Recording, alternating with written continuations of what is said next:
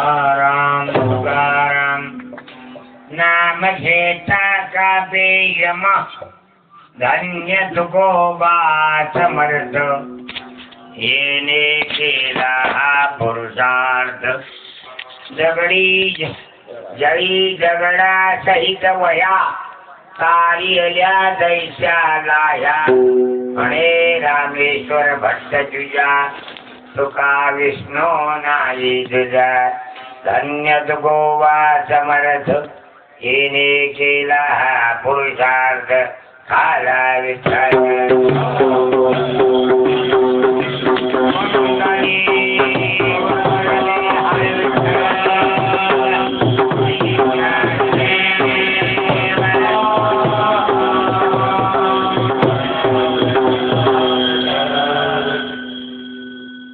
तुकाराम तुकाराम नाम घेता का पेयम धन्य तुकोबा समर्थ येणे केला पुरुषार्थ सेवेला घेतलेला अभंग तुकोबारायचे म्हणजे आवडते आणि पट्ट शिष्य आणि प्रकांड पंडित दशग्रंथी होते.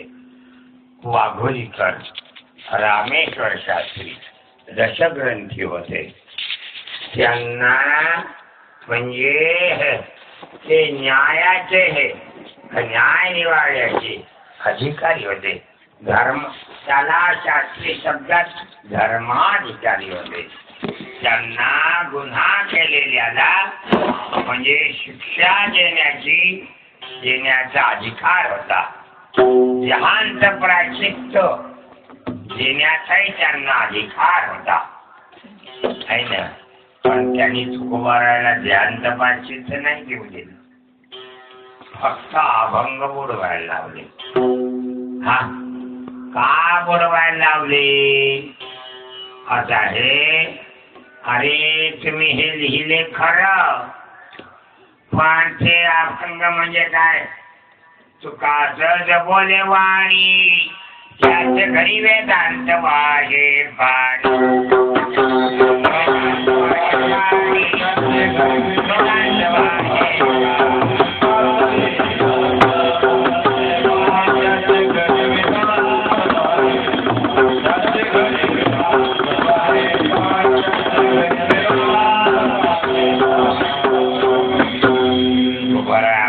होते.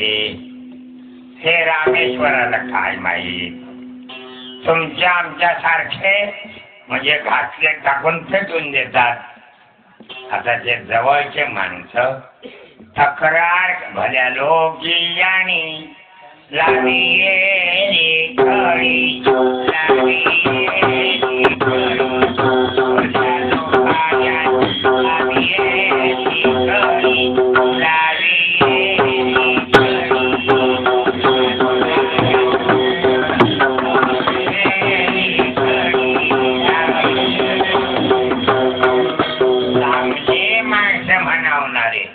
चायनच घातले टाकलं.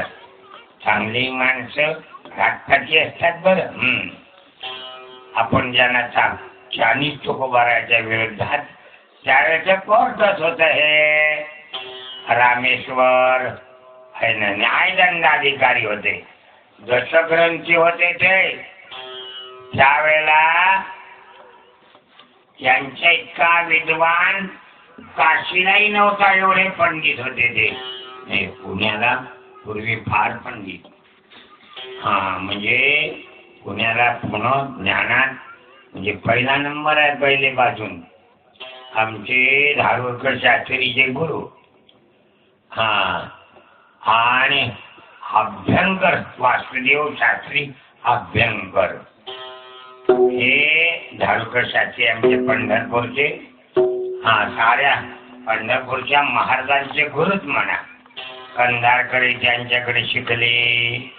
रामभाऊ म्हणजे आपले हे काय त्याचे नाव ते येडशिकर ते त्यांच्याकडे शिकले. बरं तिथून नाही तर आपले भगवान शास्त्री संतकर ती होती त्यांच्या ब्रह्मसूत्राला. धुंदा महाराज त्यांच्याकडे शिकले. बापूसाहेब चातुर्मास्य महाराज त्यांच्या ब्रह्मसूत्राला होते. त्याचा फोटोच आहे आमच्याजवळ घरी. झाले एकनाथ महाराज देगलूरकर ते त्यांच्याकडे शिकायला होते. रंगनाथ महाराज परभणीकर ते शिकायला, त्यांचे फोटो आहेत आमच्याकडे. बरं, हे सर्व म्हणजे एवढे प्रकांड पंडित होते. कोण? वासजीव शास्त्री. का? त्यांचे गुरु प्रकांड पंडित. त्यांनी या ब्रह्मसूत्रावर पूर्ण मराठीत संस्कृत टीका केलेली आहे. हा अभ्यंकर शास्त्रींनी त्यावेळेला यांच्या विद्वत्तेचा काशी अशा प्रकारचा म्हणजे प्रचार झाला. काशीचे पंडित ते म्हणतात आपल्या गावचा इज्जत चालली ना. मग त्या काशीचे पंडित काय करत?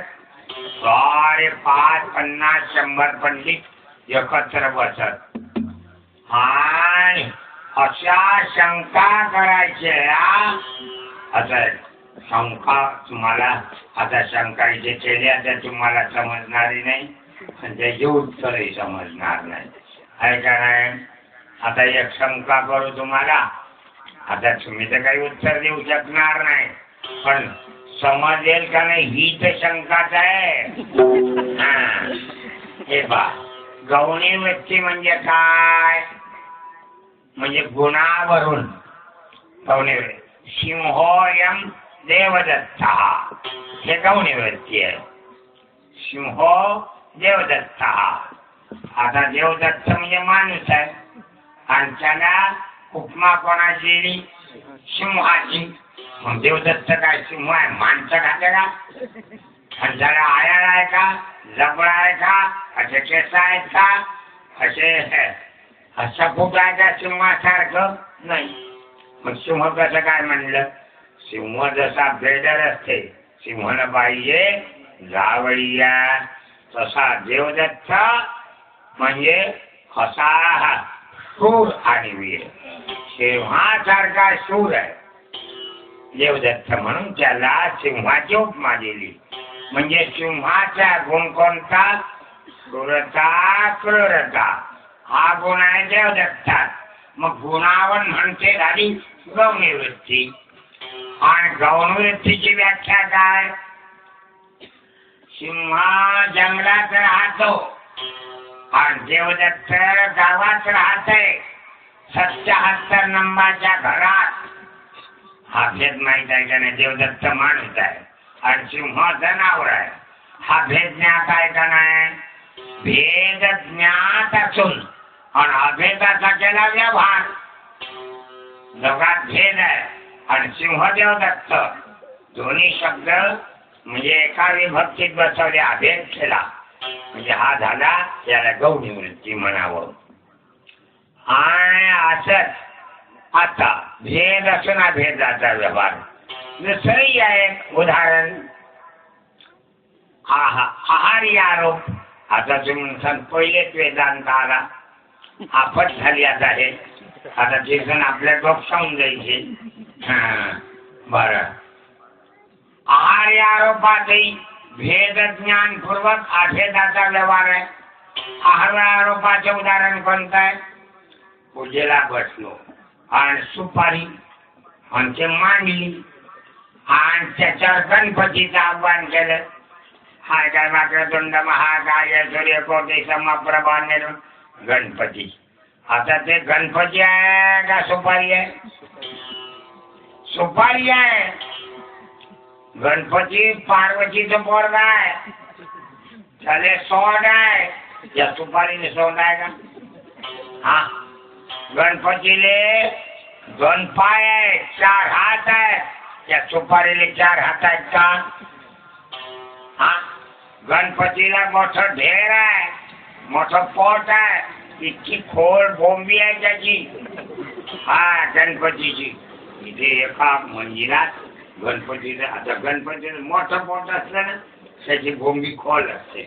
एका पोळ्यानं त्या बोंबीत बोटच घातलं बुवा काम होतं दर्शन घ्यान निघाव का नाही गणपतीच्या मंदिरात लेखानं फोटोच घातलं त्यात जाऊन बसला होता इच्छू जो मारला जण का पण त्याला वाटलं चाल हे बाकीचे बोरे तसेच राहायचे म्हणे नको या गणपतीच्या पोटातले का बोट घालून पाय थंडगार वारायचे मग घर दिसतो म्हणे मला हलू देतो म्हणे मला काय नंबर वारी घातला की इच्छू होता थंडा द्यायचा बरोबर त्याला गोळा मारला लेखा आता इच्छूच असला हे बाकीचे काय इच्छूच हो म्हणे खरा पण तोही घाले पण त्यालाही मारला चिमटा घेतला तो म्हणे हो खरं साऱ्या पोराईनं बोट घातले इच्छू बसले मग म्हणे लेखा का थंड वारला का येतो आहे शेलचा पोरगा म्हटला तवा म्हणजे गणपतीच्या पोटाला म्हणजे शीत असं मोठं खोल पोट बॉम्बी आहे त्या सुपारीला आहे का बॉम्बी घेर आहे का हा गणपतीला म्हणजे दात फुटलेला आहे लंबा आहे हा आहे का गणपतीचे कान हत्ती सारखे आहेत आहे का या सुपारीचे मग सुपारी वेगळी आणि गणपती वेगळा हे माहित आहे का नाही हा मग भेद आहे का नाही सुपारीत आणि गणपतीत भेद असतो नाही गणपती सुपारीच्या जाग्यावर गणपतीची पूजा करतात म्हणजे अभेदाचं ध्यान आहे भेद ज्ञान पूर्वक अभेदाचा व्यवहार त्यातही आहे मग याला का आहारी आरोप म्हणावं या पंडिताईला याला कीर्तन होतं कुंभमेळ्यात म्हटलं मला तो आमचा संभव सराटे म्हणे इकडले लोक फार स्वतःला घमेंडी समजतात आणि आपल्या वारकऱ्याला वापलेत समजतात असं कीर्तन करायच्या बापाला नाही समजलं पाहिजे आणि त्यानं त्यावेळेला सारे शंकराचार्य चारी पीठाचे आणले होते मोठा सत्कार केला 7 लाख रुपये खर्च केले त्र्यंबकवासासाठी कुंभमेळ्यात आणि मोठ 28-29 मंडलेश्वर आणले होते मग मी मला सांगितलं माझं कीर्तन ठेवलं होतं निर्जीवाच्या अभंग फभंग राहू द्या बाजूला असे करा कीर्तन यायच्या बापाला नाही समजलं पाहिजे हे मोठे मंडलेश्वर आहेत ना असं मग हेच प्रश्न केले म्या आता हा प्रश्न केला का नाही हाही भेद ज्ञानपूर्वक अभेद आहे हाही भेद ज्ञानपूर्वक आहे याला का हे आरोप म्हणावं त्याला का गवणे बच्चे बोला दाजीबा असं काय का असे दोरीच्या अंदर बसवले होते 28 मंडलेश्वर शंकराचार्य मागून म्हणजे माझ्या वेळेला उभं राहून कीर्तन करो आणि माझे मी कीर्तन आला सारी पब्लिक आता खूप मेळात होता तो झालो काय का पंडिताला दुसऱ्या पंडित एका याला विचारलं मंडलेश्वरला की दुसऱ्या मंडळ कोणीनेच बसवले होते ते नंबरवारी सारे मंडळ दुसऱ्याला दुसरा प्रश्न काहो तुमचं जगाचं कारण काय वेदांती ब्रह्म सांख्य काय म्हणतात प्रधान नाही काय म्हणतात परमाणु ते जाऊ द्यायचे तुमचं वेदांती तुम्ही ब्रह्म जगाचं कारण म्हणता ना सदैव सौम्य इदमग्रे आधी ब्रह्म आहे ना जन्मात ब्रह्म जगाचं कारण आहे हो मग ब्रह्म जगाचं अभिन्न निमित्त उपादान कारण आहे हो आणि कारण आता जगाचं कारण जर ब्रह्म मानलं तुम्ही ज्याला विचारलं दुसऱ्या नंबरचा धरला मग आता हा बसा तुम्ही विचार आमच्या प्रश्नाचा उत्तराचा विचार करा आमचं कीर्तन व्हायला दुसऱ्याला ब्रह्म जगाचं उपादान कारण आहे आणि कायदा तर कोणाला तोडता येत नाही जो कायदा आहे तो हायच आहे कायद्यात नाही बदल करता येत कोणाला कायदा काय की कार्य नष्ट होताना त्याचं उपादान नष्ट होते उपादान नाशात कार्य नाशात घटाचं उपादान काय ते खाप 2 म्हणजे दोन कपाल आणि कपाल फुटलं घटवायचं का उपादान नाशात कार्यनाश हे आता वस्तू आहे या वस्त्राचे उपादान काय? दोरे. यातले सारे दोरे काढून घेतले, हा दोरे नष्ट केले, उपरणं राहीन का? उपादान नाशात कार्य नाशा. मग असं जर कायदा आहे आणि जगाचा जर प्रलय सांगितला वेदात, जग नष्ट होते का नाही? हा. आणि नष्ट होण्याकरता त्याच आता या मृदंगाचे उपादान काय? लाकूड आहे. आणि लाकूड नष्ट झालं, फिरवून लागून चाललं, मग मृदंग राहील का? उपादान नष्ट झालं, कार्य गेलं, कार्य नष्ट होत आहे. मग जगाचं उपादान जर ब्रह्म आहे आणि वेदानाचा जगाचा प्रलय सांगितला, आता त्यालाही झाला म्हणतात बुवा नेपाळ भूतानमध्ये प्रलय. बरं इकडे नको येऊ म्हणा, तिकडेच राह म्हणा. मग असं होतं ना. हा गावाला आग लागली, हा तिकडे मग एका बाईनं दही भात घेतला, मग गच्चीवर राहिली, त्या अग्नीले हा आगीन त्या तिकडेच आहे माय, तिकडेच माय. दही दूध चिपडत आहे त्या दह्यावर, त्या अग्नीवर, आगीवर, तिकडेच माय, तिकडेच माय. आणि गाडगा घेऊन दही तू दही भात चिपडत जायच्या अग्नीवर, तिकडेच माय, तिकडेच माय. कोणता गळुला उठला, तिच्या सपरावरच बसला. झालं. पण चारी बाजूला सपर साईड होते, पेटलं तिच्याच घर. मग काय आता? आणि दही घेऊन आणि भात घेऊन म्हणजे चिपळत होती, तिकडेच माय, तिकडेच माय. आता घर पेटलं, आपलं जळालं. आता लोकांचं काय? आता सरसकट माय, आता सरसकट माय. नेपाळ म्हणजे याच्यावर तिकडेच माय. आणि आपल्याला सरसकट आहे का नाही? हात जाऊ द्या. अचार उपादान नाशात कार्य नाश. जगाचा प्रलय होताना मग त्याचे उपादान नष्ट झाल्याशिवाय जगाचा नाश होणार नाही. आणि तुम्ही जगाचं उपादान काय मानलं? ब्रह्म. आणि ब्रह्म नष्ट होते का? आता जगाचा नाश कसा? बोला का जीवा? दुसरा पंडित पकडला. 28 प्रश्न केले म्या. 28 पंडित आहे, डोळेच फिरत एकमेकायले कोणा करत म्हणलं कीर्तन व्हायला उत्तर द्या. 28 पंडित आले. मग ते म्हणलं का आपण म्हणून वारकरी वापल्याच आहेत म्हणेल का? आपल्याला वाटलं नुसतं काय कुठे आहे. अरे बापरे. तर मग बाई मोठा खासदार होता, याची झिर हे बांधवरची वा आपण खबंग राहू द्या, पहिले याची झिरवा म्हणेल काही.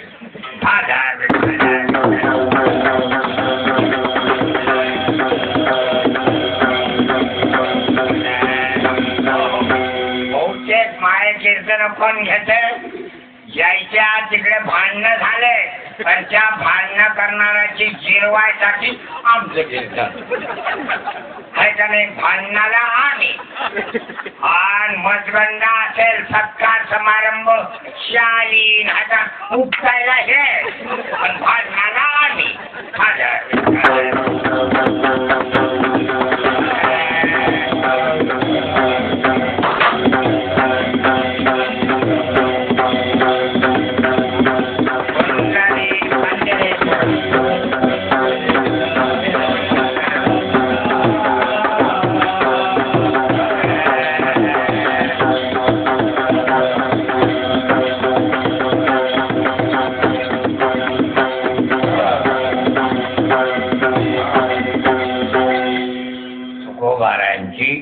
विद्वत्ता ज्ञान त्या शेजारच्या लोकांना पावलं नाही. बऱ्या लोकांनी लावेली कळी आहे ना. तुकाराम म्हणाले निवाडा करीती दिवानात, म्हणजे कोर्टात तक्रार केली तुकोबाराच्या विरोधात. निवाडा करीती जीवानात काय करावं? सारं गावच आपल्यावर ओलटलं. कोपला पाटील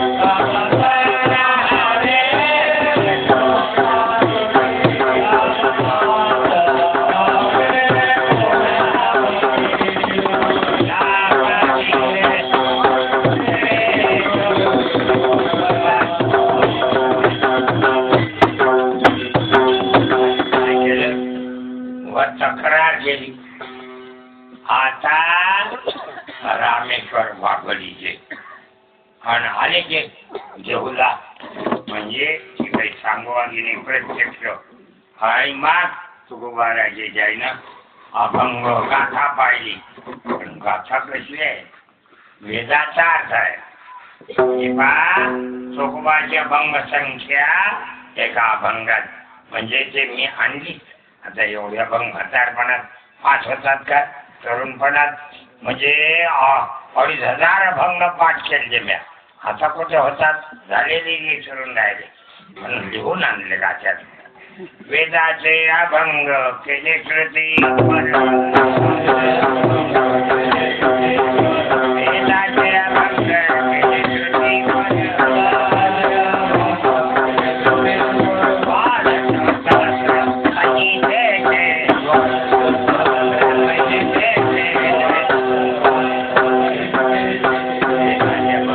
किती केले? 12,000. आणि तुमचा गाथा केवढ्याचा आहे? फक्त 4,000. कुठे 12,000? कुठे? हे तर वेदाचे झाले, संहितेचे. संहिता संहिता काय म्हणतात? हा म्हणजे जे म्हणजे पद्य म्हणायचं असतंय ऐका नाही, त्या म्हणण्याच्या पद्धती आहेत वेगळ्या वेगळ्या. त्याचे छंद आहेत. म्हणजे अनुष्ठाप छंद, श्रेष्ठोप छंद, जगती छंद, आर्या छंद हे तर झाले. पुन्हा त्याचे अवरोहार करताना स्वर देताना पुन्हा तो एकच श्लोक पण तो 7-8 प्रकाराने म्हणता येते. एकच श्लोक म्हणजे त्याचं काय म्हणजे कसं आहे ते? म्हणजे जटा, घन, माला, क्रम, संहिता म्हणजे जटा वेगळी, पद वेगळे. ब्रह्मगम यजामहे यजामहे सुगंधिम सुगंधिम म्हणजे गोष्टीवर्धन. एकाच एक म्हणून म्हणलं जटा. वेगवेगळे पद पाडून म्हणलं पद. ओळीने म्हणलं क्रम म्हणजे जटा, माला, क्रम, घन, संहिता हे वेद म्हणण्याचे प्रकार आहेत. हे तुकोबाराने 12,000 हे 12 सहस्र संहितांचे संहिता. भागवतालाही संहिता म्हणलेली आहे. भागवत काय सर्वाला भागवत म्हणतात. भागवताला संख्येला आपल्याकडे चातुर्मासात लोक येत होते बरेच भागवत सांगणारे. भागवत सांगतात. मराठी अर्थही केलेला आहे. श्लोक काय एका छंदात आहे. संहिता आहे त्याची. भागवत सर्वात जन्मादेशोन व्याधिरते वेज्ञस्वराट तेने ब्रह्महृदायादि कवये मह्यन्ति यज्जोरयः तेजो वायुमृतां यथा संहिता आहे. म्हणजे सर्वाला नाही म्हणता येते. असे अभंग संहितेचे 12,000 गेले. एवढेच नाही, निरुक्ता, निघंट आणि ब्रह्मसूत्र.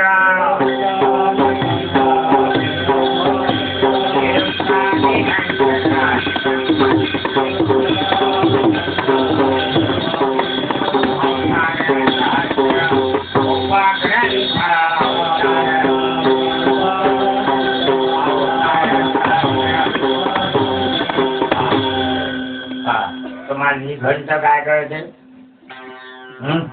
घंटी माहित आहे फक्त तुम्हाला वाजवायची. यात काही नाही, यात काही नाही. निघंट म्हणजे काय? निघंट म्हणजे कॉस. तो झाडाची यादी तो 1000 एकाच झाडाचे 10, 20, 100 नावं असं आहे ना. म्हणजे कोर्स त्या शब्दाचा. तसं अमरो निर्जरो देवो. अमर म्हणजे देव, निर्जर म्हणजे देव, देव म्हणजे देव.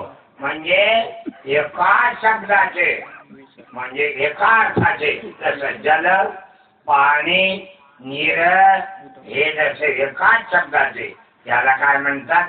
निघंट आहे ना. निरुक्त हो हे म्हणजे तुकोबारायणी वेदाचे षडंग म्हणजे षडंगादि वेद मुखे शास्त्र विद्या कवित्वादि गद्यम सुपद्यं करोति हरे रंगी पद्मे मनश्चन्न लग्नम ततक्षम होतंय ना. म्हणजे याला षडंग म्हणजे काय? शिक्षा म्हणजे माणसाच्या ढोंगार सपाटे मारणं हे शिक्षा नाही. शिक्षा वेदातल्या म्हणतं हे प्रोफेसर हे आता आमच्या हिंदू धर्मावर टीका टिप्पणी करायला लागले. काही भाड्याले काही कळत नाही. शब्दाचा अर्थ तरी कळतात. प्रोफेसर आहे विद्यापीठाच्या कोणमुला कळत नाही. या भलीची द्यायची विद्यापीठात काही भाड्याले कळत नाही. आणि चालत तो खूप सारा ओतळी जो आमचा हिंदू धर्म अफाट आहे, समुद्रासारखा आहे. 24 जन्म गेले तरी आमच्या ग्रंथाचे अर्थही कळणार नाहीत. त्याच्या टीका काय करता तुम्ही? आता जाऊ द्या. आता याचे षडांग वेदाचे शिक्षा, कल्प, निघंट, ज्योतिष, व्याकरण तरी कळत्यांना आई भाऊ न का जपाय खरं तसं इथे माहेश्वर आणि सत्र आणि महेश. अरे हे व्याकरण आहे. म्हणजे व्याकरण वेगळं. व्याकरणामध्ये सोप तिघांतम पदम. सोप म्हणजे काय? आणि ज्वारी पाकळ्याचं. सोप म्हणजे विभक्ती प्रत्यय आहे ना. आणि चिंग म्हणजे काय? म्हणजे क्रियापदाचे प्रत्यय. मी वस मस्ती संती दसंती. अरे हे तर वर्तमान परस्मैपदी झाले. आत्मनेपदी पुन्हा वेगळे. ई वहे महे ते आते जे ते आते हे व्याकरण आहे. याला काही कळत नाही. बरं विद्यापीठाच्या प्रोफेसरालाही कळत नाही. नाही तर भाड्याला. मी बसतो त्याची परीक्षा घ्यायला. 2 कोपरे नाही हाकला तर मग म्हणतो हो आता हे जाऊ द्या. हे व्याकरण आहे. ज्योतिष वेगळं. बाबा हे वेदाचे सहांग आहे. आणि तुकोबारायणी हे बाहेरच्या निघंट, निरुक्त, निघंट आणि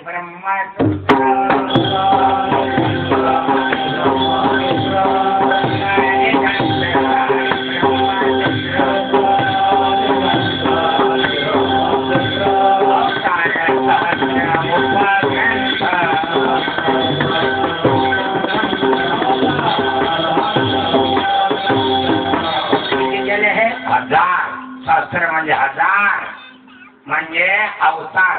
म्हणजे देवाच्या अवताराचे अभंग 1000 केले. अवतार सांगणारे आहे का नाही? आपल्याला एखादा अवताराचा अभंग माहित आहे. प्रथम अवतार आपण मत्स्य रूप झाले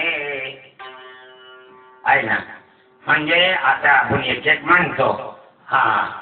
त्यांनी काय केलं? म्हणजे एक अवतार एक काम केलं. आता अवतार महिमा शैशवर्णी माझा नाही वेदवर्णी माझा सुरवराचा जे अवतार वर्णन करणारे तुकवर्णीय 1000 भंग उपग्रंथ 1000. एवढंच ते काय नाही. अभंग ते पोथी भक्ती पर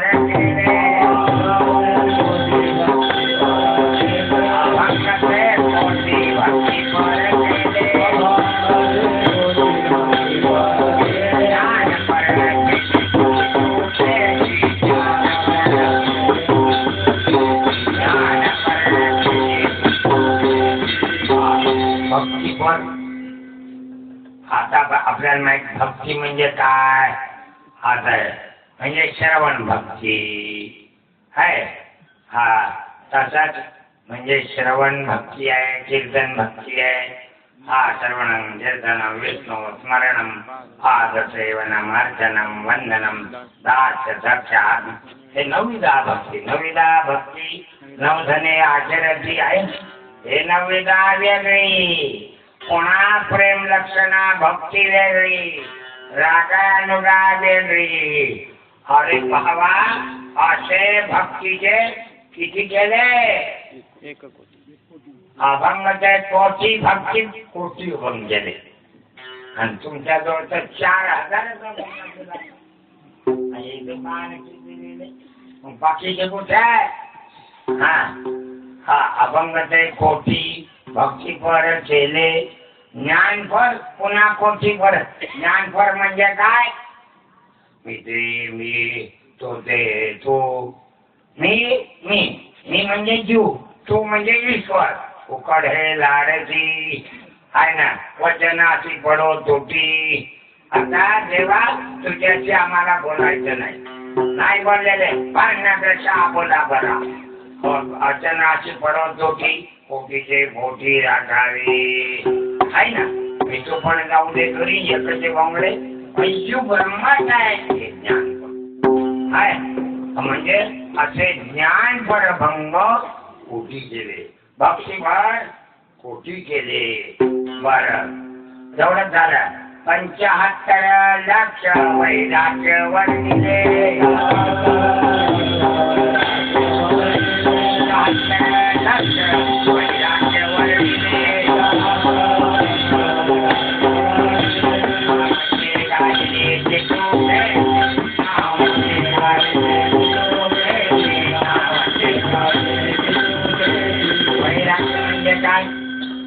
अरे कोणी कोणाचं नाही येणे एकले हो जाण्याई शेवटी त्याचे राहण्याची नाही कल्प खोटी एकजीने जाणारे भाई एकजीने असे ज्याला काय असं सांगून लोकांना वैराग्य होते कोण नाही रे बाबा कोणाच आपुली आपण खरा नाही वैराग्य अंतकाळी मी भरले कोणी नाही आपल्याला एकटंच जावं लागतंय सोडवे ना राजा देशीचा चौधरी आणि तयारी भाजे कोण सोडवते कोणीच सोडवत नाही सोडवे ना बंधू पाठची बहीण माणसाला काय होते याच्याकरता कपाळा करा कोण नाही कामाचं एक देवच आपला आहे अंतकाळचा सोयरा म्हणजे हे वैराग्य पर म्हणावं असे वैराग्य पर 75 लाख भंग केले आणि नाम पर भंग आता नाम चांगले चांगले माझे कंठी राहो भले नामाने काय नामाचा महिमा कोण करी नामाचा महिमा वर्णन करणारे तेही 75 लाख केले भंग भरायचे नाम पर गायले जिजू घ्यायची 60 लक्ष केला बोधक जनाची 60 लक्ष केला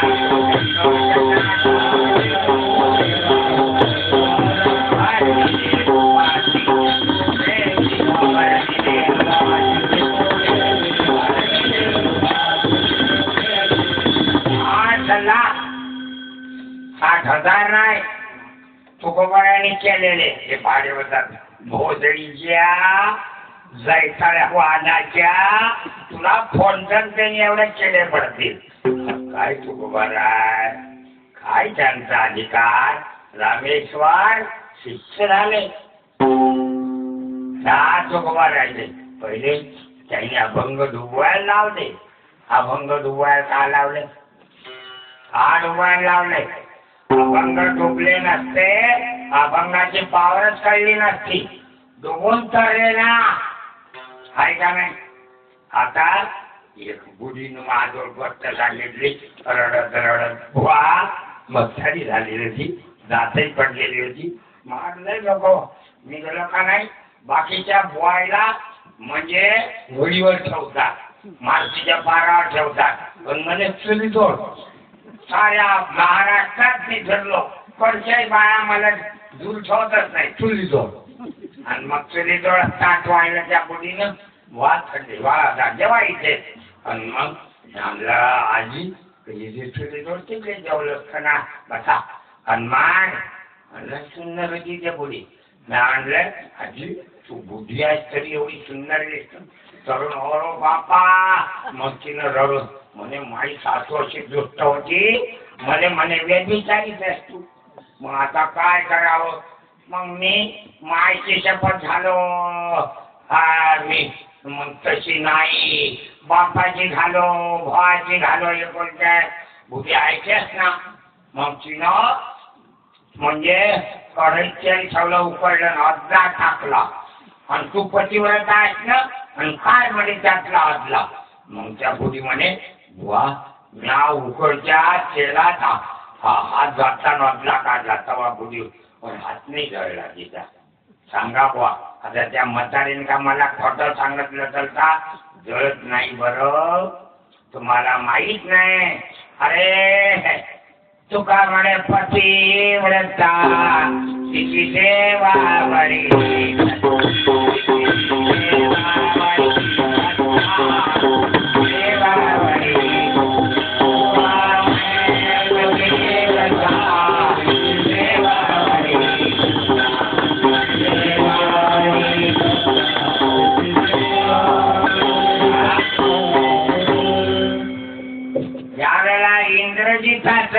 बाईचे रामायण आणलेले आणि लक्ष्मणाचं युद्ध झालं. हा इंद्र त्यात आता मग आश्रकार आणि त्याच्या टीका त्या ग्रंथावर लक्ष्मण इंद्रजिताचं युद्ध नाही दोन पतिव्रतेचं युद्ध आहे. दोन पतिव्रता म्हणजे इंद्रजिताची बायको सुलोचना शेषाची मुलगी ते हा श्रेष्ठ नारायणाची मुलगी हा सुलोचना आणि लक्ष्मणाची बायको उर्मिला जनक राजाची मुलगी आहे का नाही. दोन ही पतिव्रता है. हा ज्यावेळेला असं सांगतात या रावणाने शक्ती टाकली इंद्रजित मेला कळलं.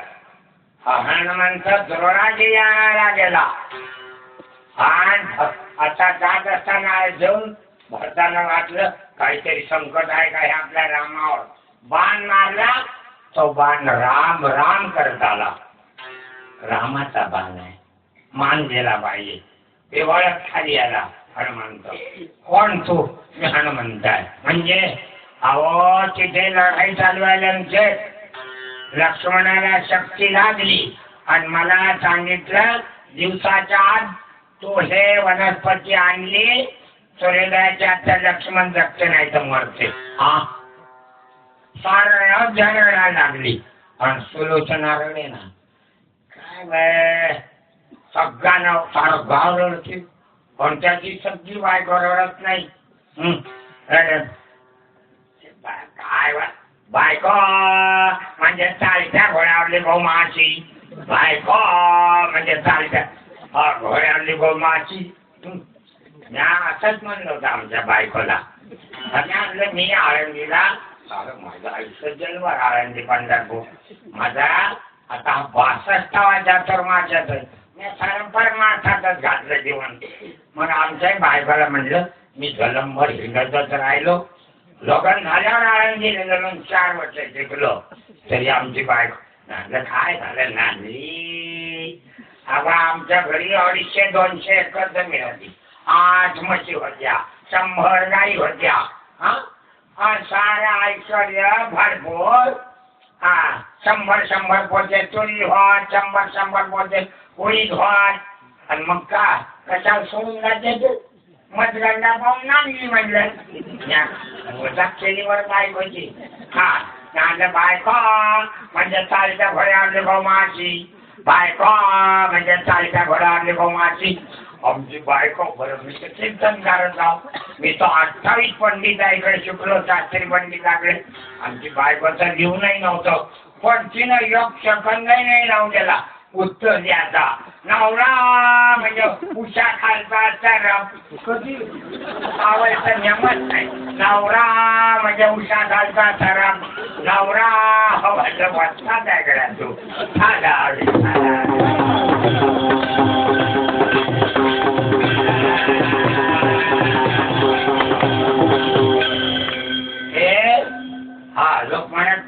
गेले तो नवरा गेला सारे गाव रडून आलं.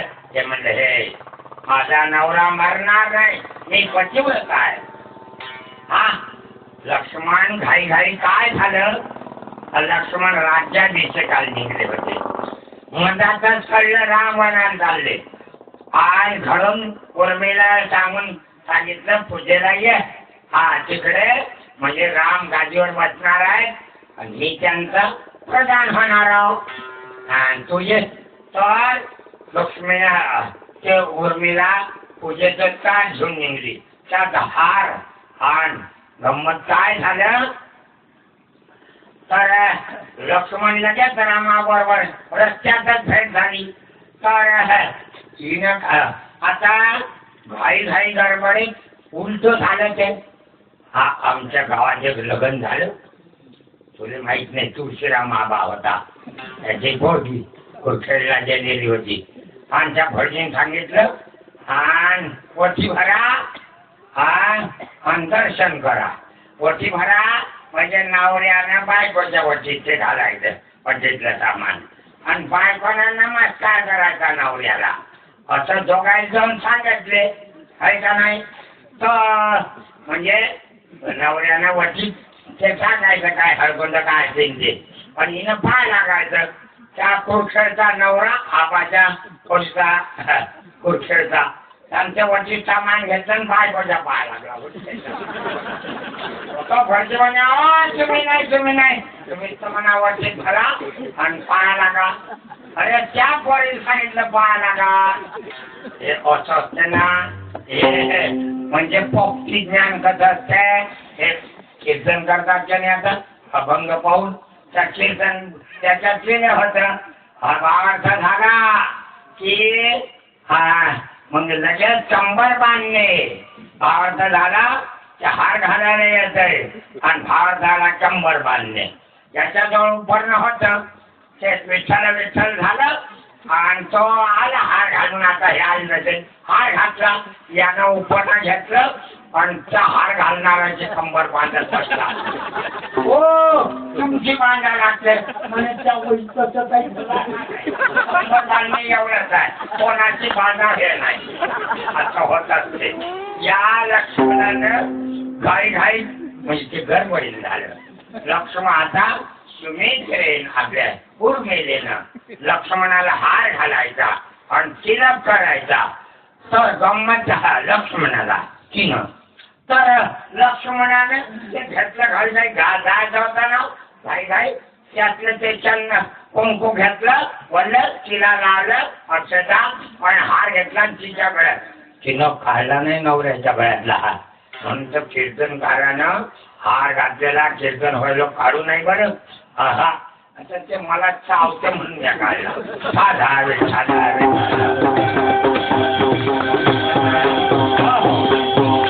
उर्मिला काय म्हणली, माझा नवरा मेला नाही.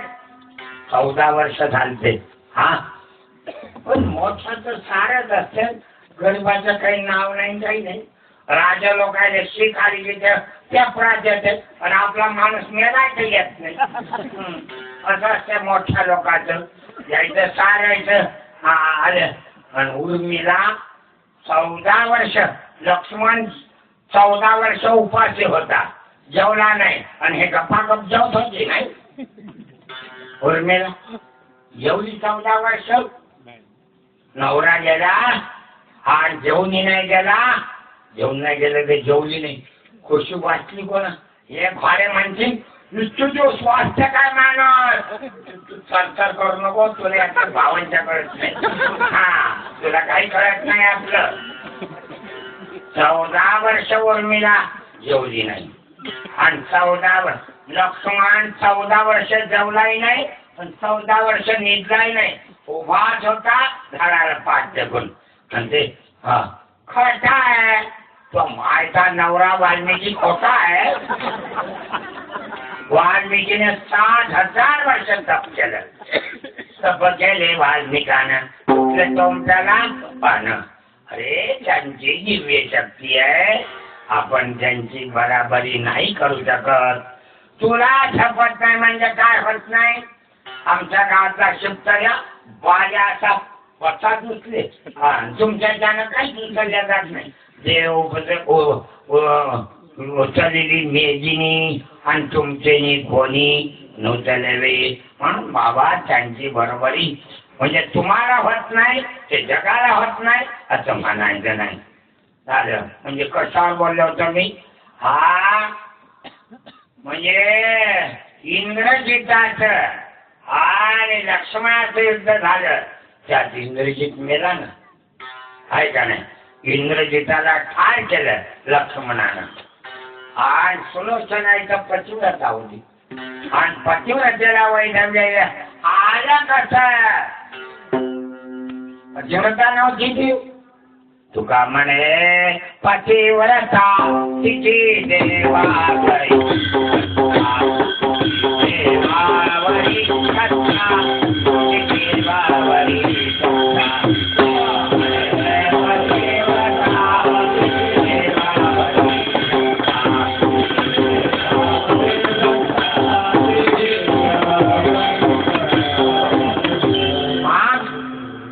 लक्ष्मण का मेला नाही त्या युद्धात? सुलोचना पतिव्रता नव्हती का? मग उत्तर दिलं सुलोचनाच्या नवऱ्यानं आपल्याला मदत केली.